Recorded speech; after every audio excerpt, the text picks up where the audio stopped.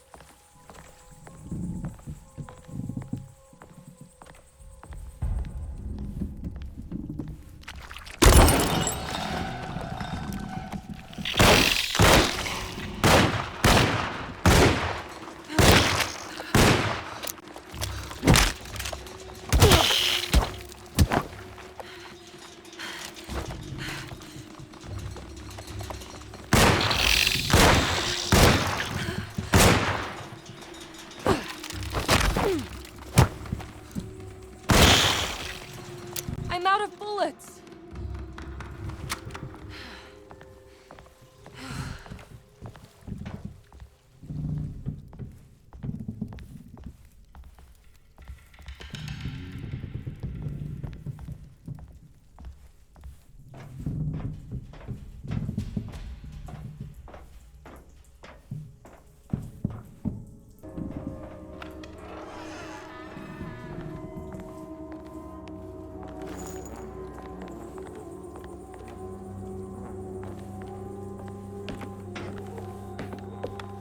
The boat is run aground, crashed right into the bayou. If I get the motor running, I could try backing into the river.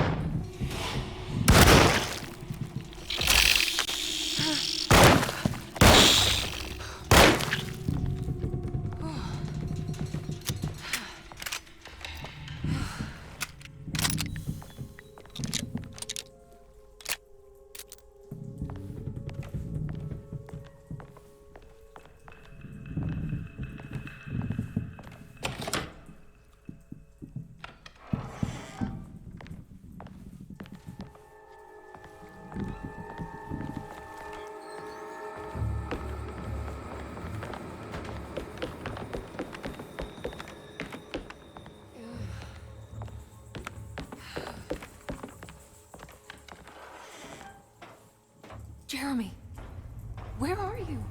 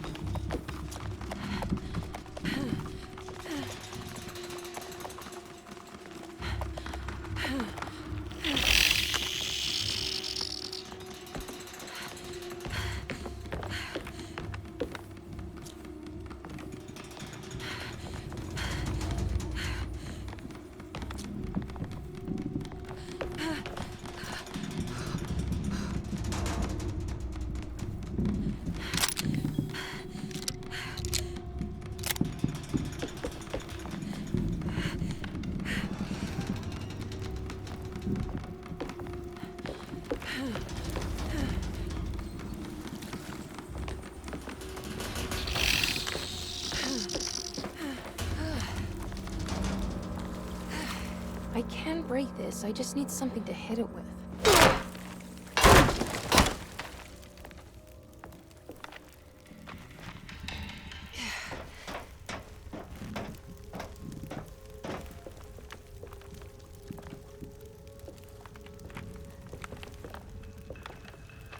Yeah.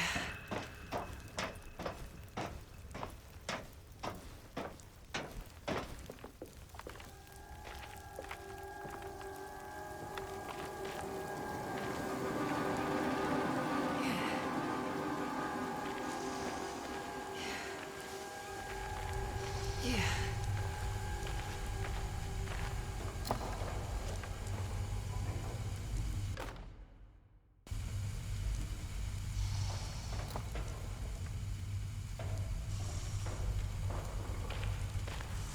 I think it just needs fuel to run.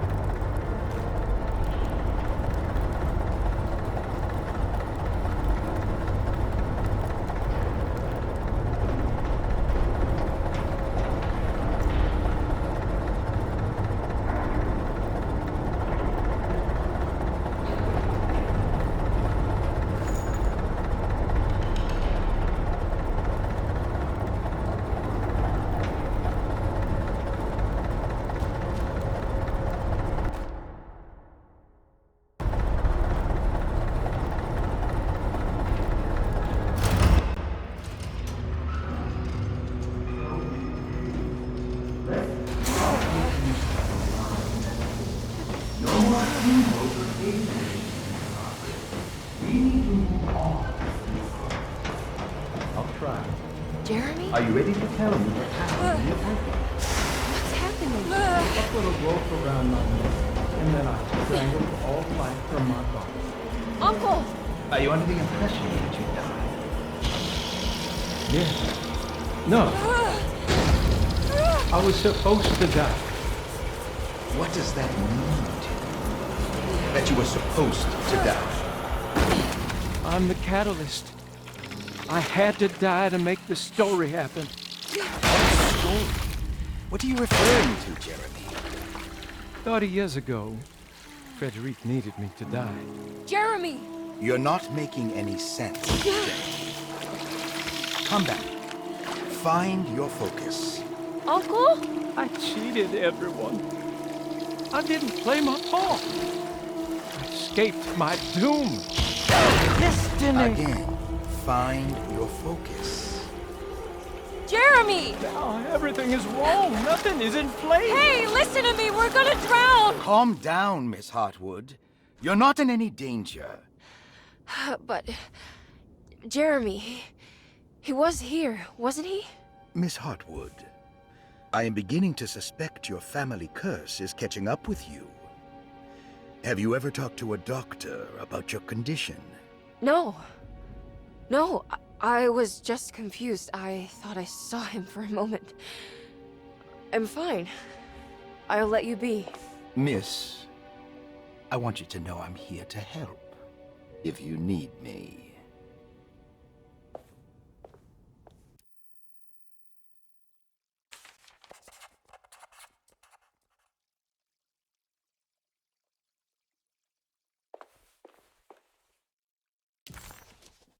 A ghostly voice sounding like Jeremy called out for help.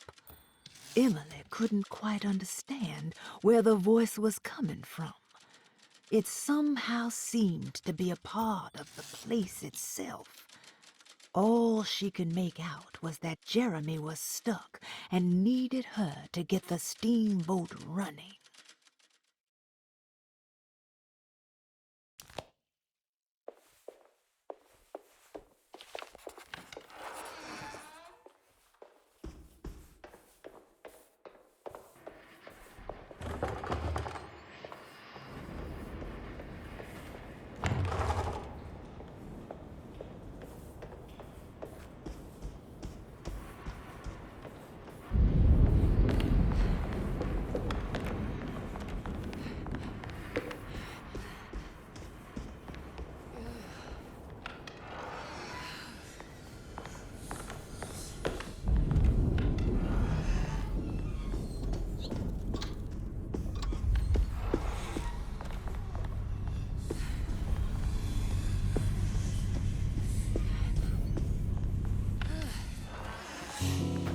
Miss Hartwood, lock the door, will you? I'd rather not run into dear Dr. Gray if I can help it.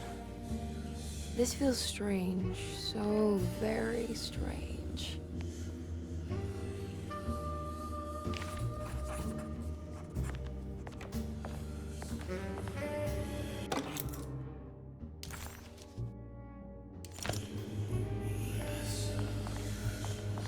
There's a book missing.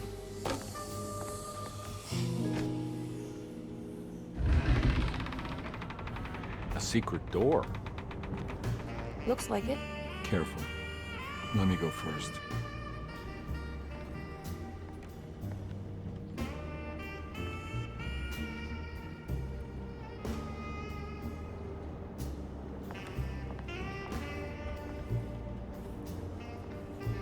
Now we're talking. Great job, Emily.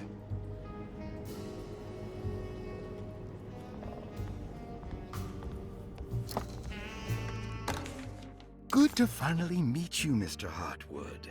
I'm here on the behalf of your brother Philip. You were expecting me, weren't you? Yes, you're from Zenchilled, no? That's right. I just wanted to ask you a few questions to see if there is anything I can do to help you and your family. Okay. I understand you're full of imagination. You make up a lot of things. I suppose. And you obsess over them, blurring reality and fiction. Sometimes. Do you want to tell me about the Dark Man? No, I don't. That's all right. Perhaps there is something else you can tell me. Something you know to be made up, but you hold dear. Juan? John? Who's John? No, Juan Luis Jorge. Oh, wait there a moment. Here, take a look. Is he... Oh, he is the author. It's a magnificent book. Life-changing even. The real Juan is long dead, but I like to think of him as my friend. My most beloved friend. I see. Do you often do this? Fantasize about people you read about? No. Well, there is Jacob. Who is Jacob? Turn to the last page. Oh, it's a newspaper article. The Prisoner of Ice, Jacob van Ostad. Is he also your beloved friend? Oh, no, Doctor. Not at all. He is the fire that fights fire. Yes, I think it's clear your overstimulated imagination, this mania, needs to be tempered for you to live a normal life. I know your family calls it the Hartwood curse, but I want you to know that there is nothing supernatural about your condition. It's all inside your head. And with that, I'm very qualified to deal with. In time, you will be cured. In time. Yes, in time we will exorcise all your demons, all the dark men. Yeah!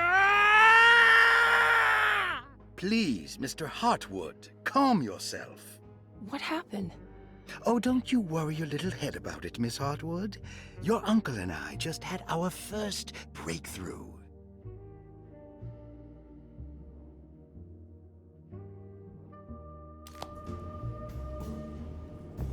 This has something to do with the numbers for the talisman.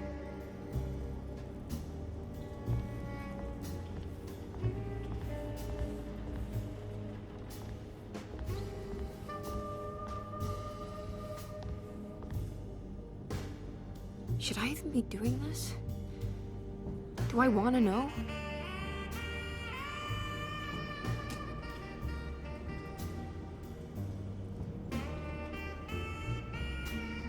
Jesus Christ, why would you paint this, Jeremy? What on earth possessed you?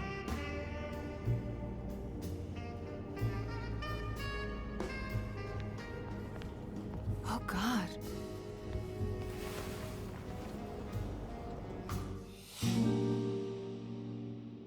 I can't believe I didn't see that before.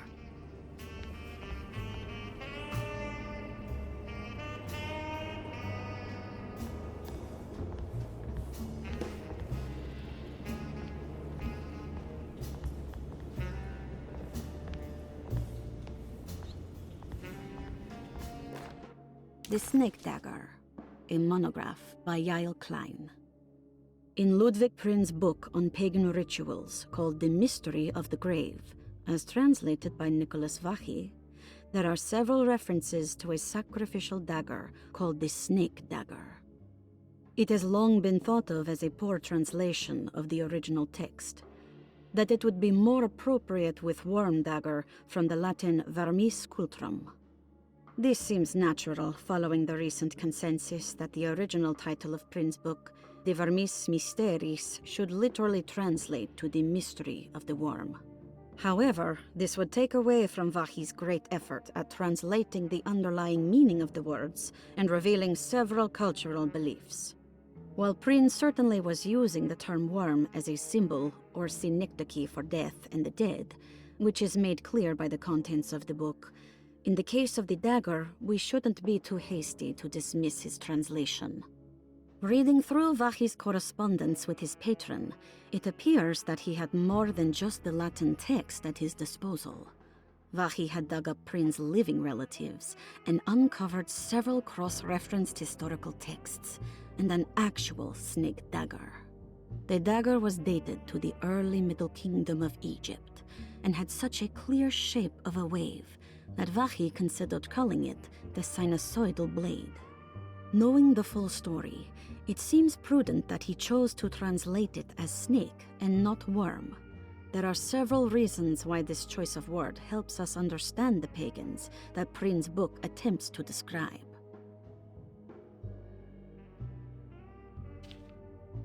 The symbolic value of the shape becomes more apparent when reading about the use for the dagger.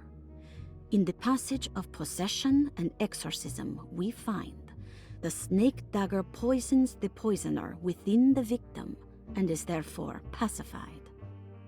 Where the literal text would tell us that the worm dagger trumps the demon possessing the victim, it tells us nothing of their reasoning. Only that somehow this dagger wins against the demon, like it had the better hand in poker. Vahi's translation allows us to follow the underlying logic to the ritual magic that is being performed. Poison the poisoner sounds like fighting fire with fire. That to hurt the demon possessing its victim, the priests would have to fight back with a power that is known to the evil they are fighting. The snake dagger is therefore not only a good way to describe its form, but it also helps us understand how it could be thought of as a useful tool for exorcism. Finally, it also helps us understand their relationship to lunacy, that it was thought of as something poisoning the mind rather than controlling it. What is also interesting to note is that the possessed are always considered poisoned in their head and not their heart. The snake dagger always went to the eye of the possessed, leaving them partially blind, if they had the good luck to survive.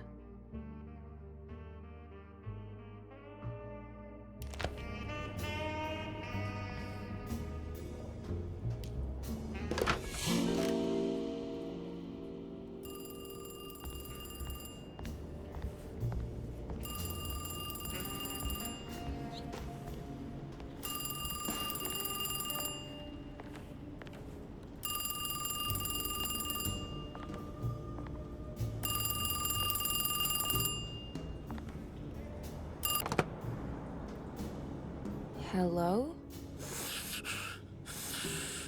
Who's there? Jeremy? Jeremy is with the Dark Man. You can't save him. Jeremy is with the Dark Man? Where? Who is he? What is the Dark Man? The Hartwood curse.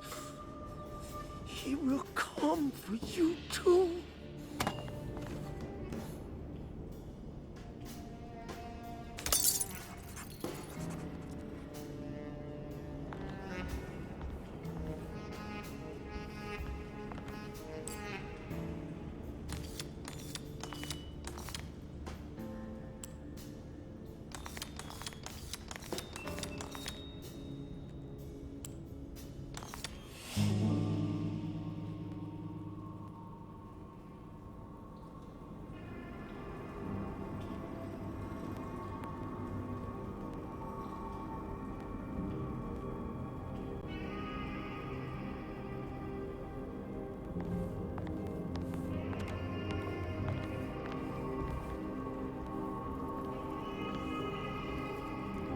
You heard the telephone ring, right? No, the telephone's cut off. I tried calling the police earlier. Yeah, that's what I figured.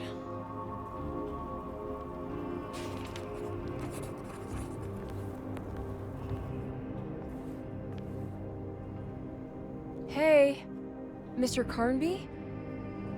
What? Nothing, right? It's a closet? That's right, Detective. I'll see you later. I have to finish this. You're going inside the closet?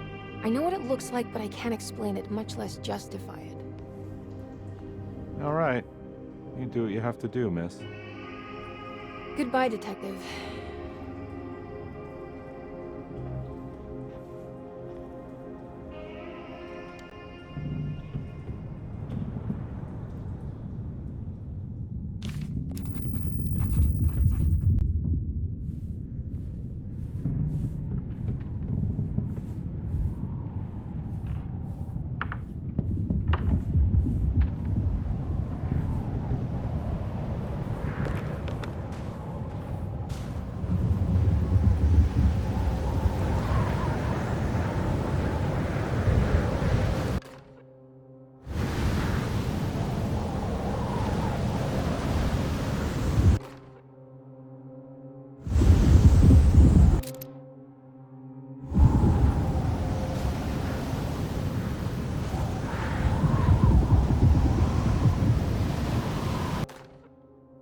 We found the ancient stellarium perched on a cliff facing the Arctic Ocean after a day of sailing due north of the Eskimo encampment. Jacob van Oostad was our most keen member of the expedition. He had been chasing down the source of a peculiar type of crystallized metal present in several sacred items among the natives on the northeast coast of Greenland. The site was a remarkable find for any explorer, and we were all enraptured in our search for enlightenment and meaning. The surviving architecture seemed almost unearthly in origin and astonishingly sophisticated. The metal Jacob was searching for was abundant, almost ubiquitous. We were so taken by our find that we were surprised by the sun falling below the horizon. As we quickly picked up our gear, ready to head back to our camp, Jacob van Oostad declared that he wanted to stay. He was adamant. We begged him to reconsider. The night would be getting colder by the hour, and we feared for all our safety. Jacob refused, threatening us with violence if we wouldn't leave him alone. As the snowfall turned heavier, we left him there on his own. The next day, the weather became worse, and we had to spend hours enforcing our shelter as our tents became increasingly useless. The group had written off Jacob, thinking he must be dead. I had an urge to make one final attempt to save him, so I headed out as darkness fell with a handful of flares and headed toward the coast and up the climb towards the stellarium. That's when I saw him, transfixed by a burning sky, that celestial lantern. Jacob keeled over and let out a painful shriek that struck me with such fear and pity. He was crying in agony, for the cold weather had ravaged his flesh. I called out to him, and he turned to face me. His vacant stare held me in place like a needle through a butterfly, and he said, "You must leave now, Herstein. Go, and never come back." And so I left.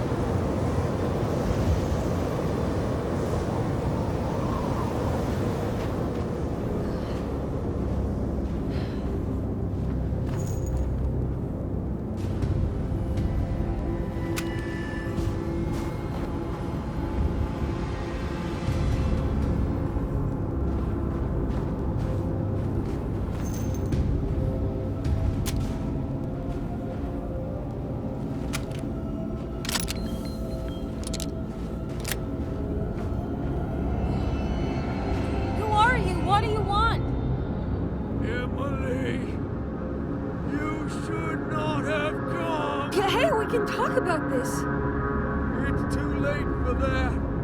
It's too late.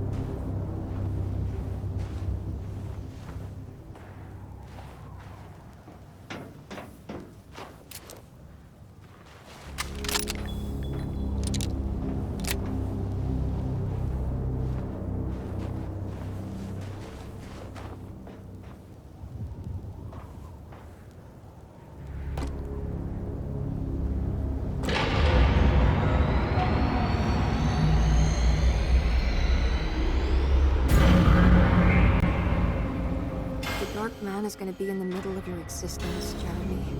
And at least set everything in order.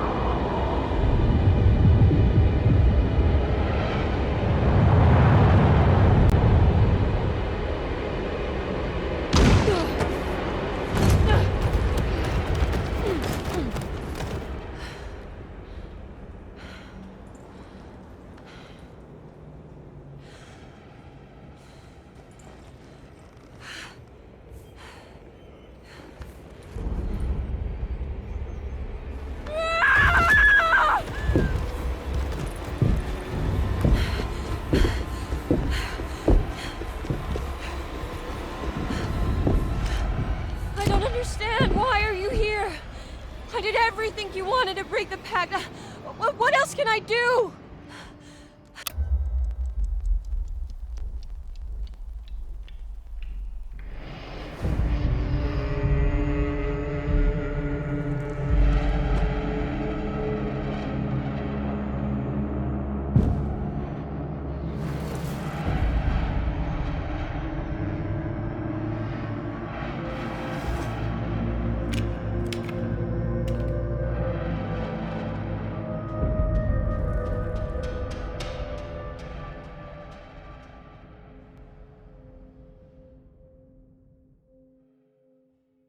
Where are you, Emily? I'm in his temple. Why? It's what I see when I close my eyes. Are you afraid? No. Not anymore.